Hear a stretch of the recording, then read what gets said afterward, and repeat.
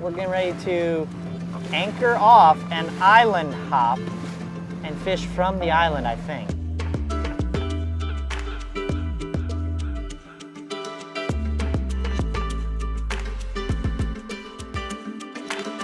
This dude's got a fish on and he ain't say nothing. Bro, the secret sauce is hot grease.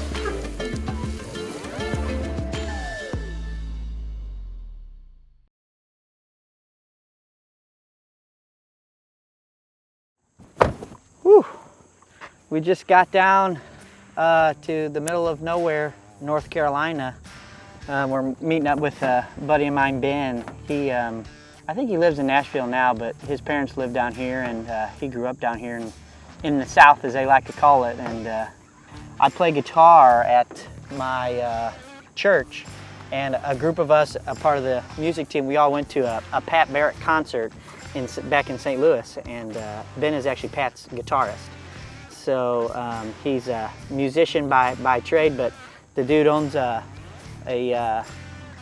outfitter called Wild and Free Outdoors. He literally takes people hunting and fishing, and he just really he's addicted to this stuff. So we're excited to fish with him, and we're gonna maybe have a big fish fry, and he doesn't know it yet, but I'm gonna try and get him to play a little music for us while we're down here. Let's go. So give us the lowdown as to what we're gonna be catching today. Well, what the attempt is going to be, we're going to do what we call a little island hopping. We're going to be initially trying to target speckled trout, spotted sea trout. Just see how it works out. Kind of follow the bait and see what we got. Getting used to the saltwater stuff. My great granddaddy fished these islands. So coming out here. Is this a true story or is he pulling again? No, it's just real. My great granddaddy was a fish peddler.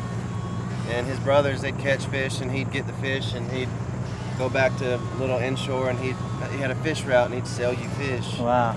But like these spots out here, like, I mean, Johnny's known me since I was born. They've been fishing out here a long time. So standing out here catching fish on these islands, there's kind of a cool thing of like, my folks have been doing this for a while. So we get to do that together today. I like it. Thanks for letting us be a part of your family traditions. Oh, it's gonna be fun.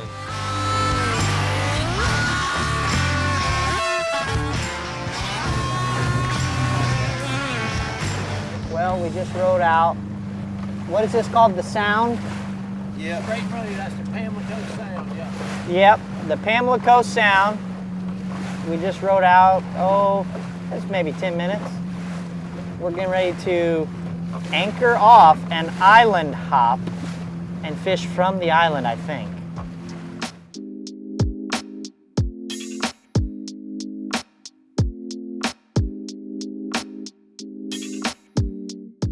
We're now standing on the land out here on an island, and we're fishing in a way that Ben learned from his great-granddad passed it down through the family. So this is a deep family thing, and we actually drove our boat way out here so that we could fish on the island. We drove the boat to the land to fish instead of fishing from the boat. It's definitely a little family secret they're sharing with us, and now we know, so the secret's out. It's kind of got that funny head shake again. It is. Oh, look at the crabs behind it, see them? They're like fighting, look at them. There we go. I'm good at releasing flounder. Just give them a little slack, let that hook go. Hooked up, a little head shake there. Looks like another flounder. It's wild. Yeah, it's a weird looking fish. See if I can get him off. Long distance release. There we go. 2 flounder, not legal to keep. You can buy them from Schnucks if you want them though. I can't help but laugh at how I got linked up for this deal here. I don't know if you even remember the St. Louis concert with Pat. I remember. So, you know, it was like real small acoustic. It was just you and him with the guitars. Yep. Like a real last minute, should we do it this way? Yeah, was it really? Yep. So that concert, I don't know afterwards if you had to hang around. I assume you did, but it was like a little meet and greet deal with Pat. Oh yeah. And so you know, we had my wife and and some of the people from our music team, and we were there, and they were like pushing me along, and I actually went in there and I was asking Pat if he would shoot a fishing episode with us. Yeah. And his response, he looked down, he's like, "Do I look like someone that fishes to you?" I was like, "Well, you know, that's really the whole thing." So, but then what he did was he pawned it off on you. He said, "Ben, who was just with me, he loves that stuff." And so basically I got snubbed by Pat and pawned off on you. So now I've unfollowed Pat on all social media. Good, and only followed, I'm just kidding. But he, you know, had told me that you were into everything, and basically when I looked you up online, I found that you own/operate the Wild and Free Outdoors deal, Yeah, which man. is just like an outfitter or The name says it, Wild and Free Outfitters, but mostly it's like the experience we had where you get to come up and talk. It just doesn't happen a lot anymore, but that was always one of my favorite parts of music and touring, was getting to meet people after, and you hear stories, and there's just certain people you want to connect with and stay friends with. And the Wild and Free Outfitters thing, it really materialized during 2020 when there was no touring. And I realized the majority of the people I'm meeting are new people, making new friends. It's all happening outdoors with hunting and fishing.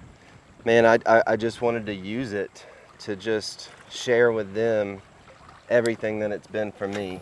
Like, just from a mental health and an emotional wholeness place.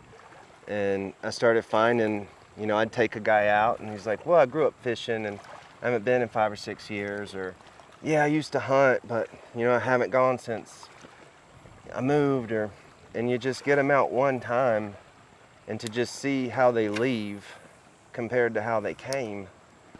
And most people would comment like, "Man, I needed this." yeah, Like, I needed to just be reminded of simple things. And gives you goosebumps. well, that's kind of where it started, and from there we actually focus mostly on doing retreats, like multiple day retreats. We'll host a 3-day duck hunt, and we'll eat together, we'll hunt together, and just spend time around a fire talking. And I think for a lot of guys, they realize, like, man, the stuff that keeps me up at night, or the stuff that has me worried in the morning, I'm not the only person going through this. Oh yeah. And I'm not alone in it either. And I think that's one of the beautiful things about casting a line or blowing a duck call, you know.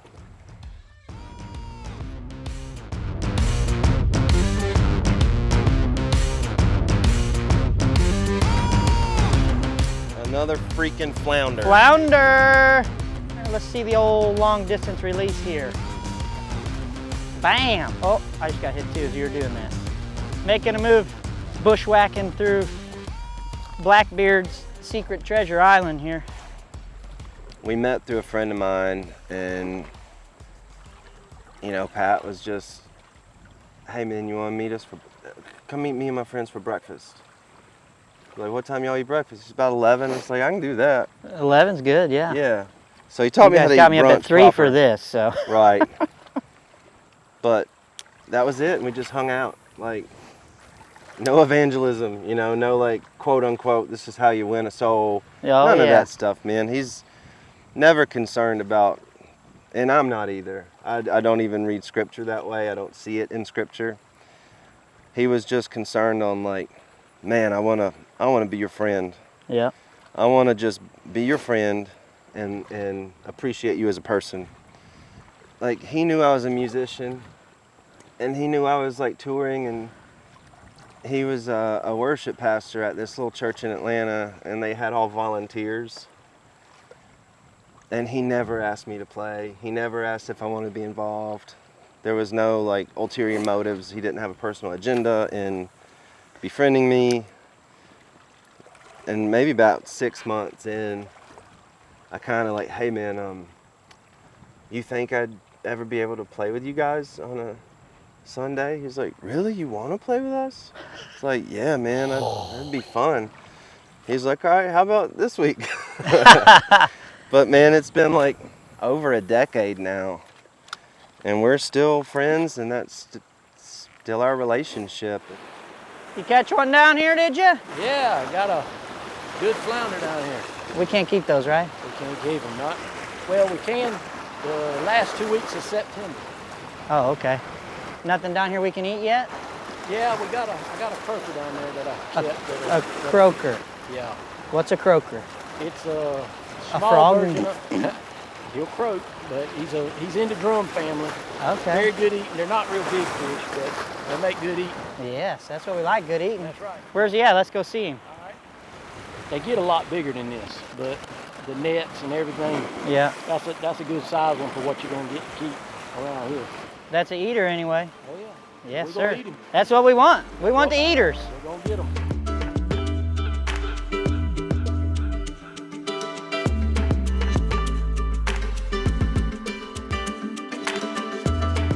We're going somewhere else.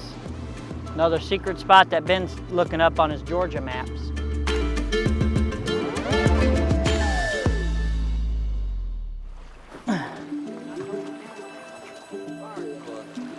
It was bumpy to get here, and the water's much, much clearer, and I have no idea if that's good or bad.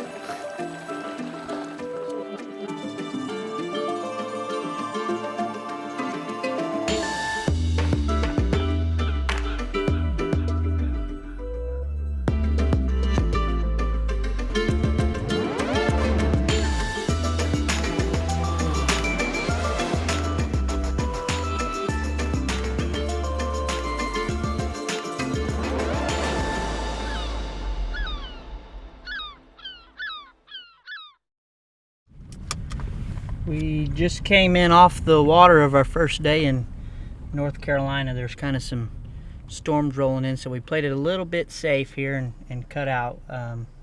We didn't really get into them like we wanted, but there's always tomorrow, and I think we are headed in to do a little bit of a fish fry and have some good eats. So we're looking forward to that. That'll be a positive on a rough day on the water. Bro, the secret sauce is hot grease.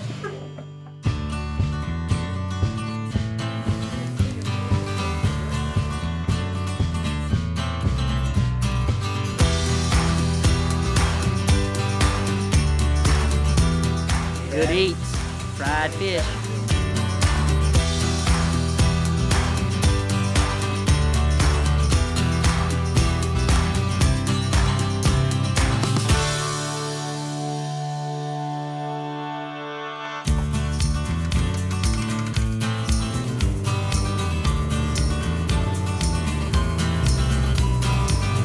Right off this point, I'm gonna let the wind just wash us up against the bank, fish out, because I want to hit this point with that wind blowing on it like that before it gets up too high, and then we don't hit something there pretty quick. We'll come there and we'll hit this side with the trolling. Cool.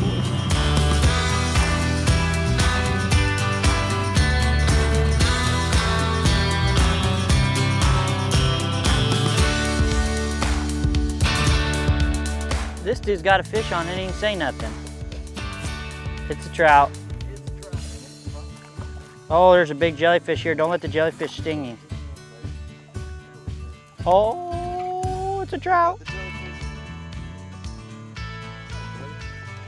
Yep.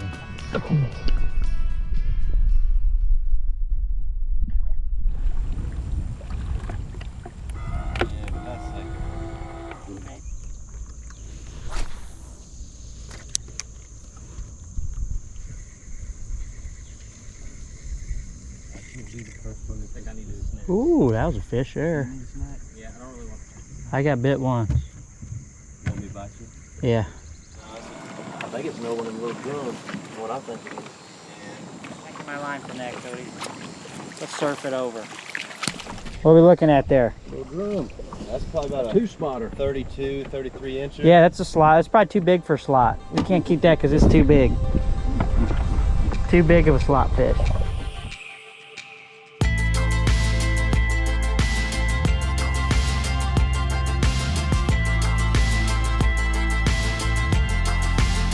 Well, before we are leaving North Carolina, I'm being blessed with the opportunity to catch the green bass. We got a pond over here nearby that has got some largemouth in it, and they're going to give me a little piece of home while I'm here instead of this salty, funny tasting water we've been fishing in all week.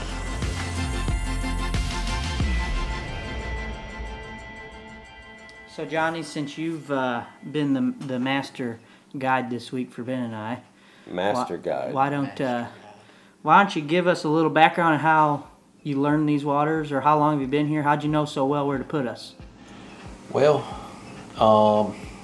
my dad, from the time I was old enough to crawl in a boat, my dad and even Ben's dad have been taking me to these places to fish, and just over the years, just, I guess, repetition. You learn where they are and where they're not, and what kind of similar places you want to go.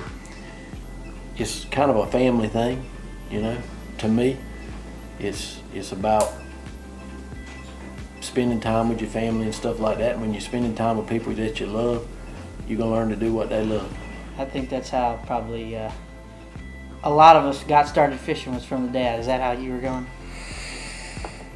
Yeah, I mean, our family's been fishing together, well, I mean, longer than Johnny fished with my dad before I did. But one of the first fish I remember catching was at your Uncle James's pond. You know, I was little. I mean, I'm guessing it was probably one of them Zebcos with the push button. There was a Mickey Mouse on it, maybe. Yeah. And I would just assume there was a bobber and a worm.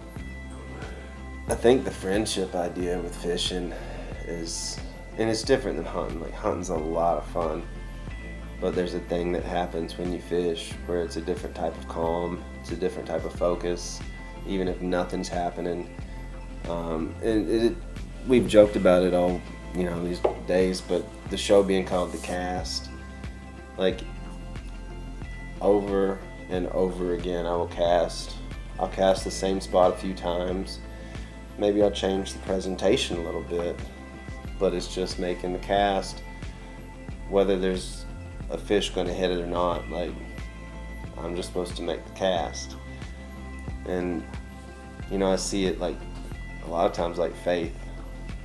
Like, when I can remember I'm just supposed to make the cast, do my best with the presentation, maybe change it up a little bit, but it's in the cast for me. I'm not responsible for the catch. Mm-hmm. And, you know, it's just a good reminder. I think it's literal and it's practical application of, hey, just make a cast. Yep. I'll put my faith in that cast a lot of times, more than I'll actually put faith in the Father. You know, it's like, man, I'll give that cast, I don't know how many times I cast today. There should be a fish there. I mean, It was supposed to be. He was supposed to be there. But I'm gonna cast again, and then It's his fault. I won't give that up, you know. But it's like with the Father, sometimes like 3 or 4 times it didn't work out. Like, wow, I guess I'm done. I just say, no, it's just cast again. Fall in love with the casting. Catching will work, or Yep. you'll catch eventually. They'll come. Yep. But just fall in love with the casting.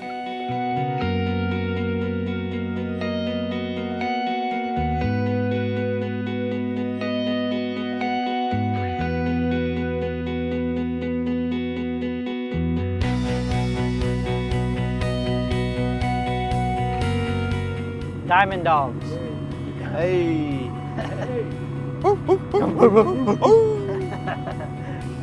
No idea what they're looking at. They say they got a map up. It looks more like he's playing Tetris to me, but another secret spot that Ben's looking up on his Georgia maps. No, I'm talking with Ann about these people. He's talking about you and I. And he's living out what he loves to do. I guess you can see it in his eyes twinkling. Yep, He's living out what he likes to do. 100%. I'm still trying to decide on the color here. If they're giving me a actual color that's gonna work, or if I'm gonna do something myself. We'll see. See here, they told me we went over and marked a bunch of fish right here out from this little point, and then they're gonna walk off somewhere else because they're just sending me on a wild goose chase here. I'm starting to understand what these boys are up to. I'm starting to understand how these boys work down here in the South. Stuff you full of Mama Forehand's hush puppies, put you in a food coma, and then ask you to wake up early.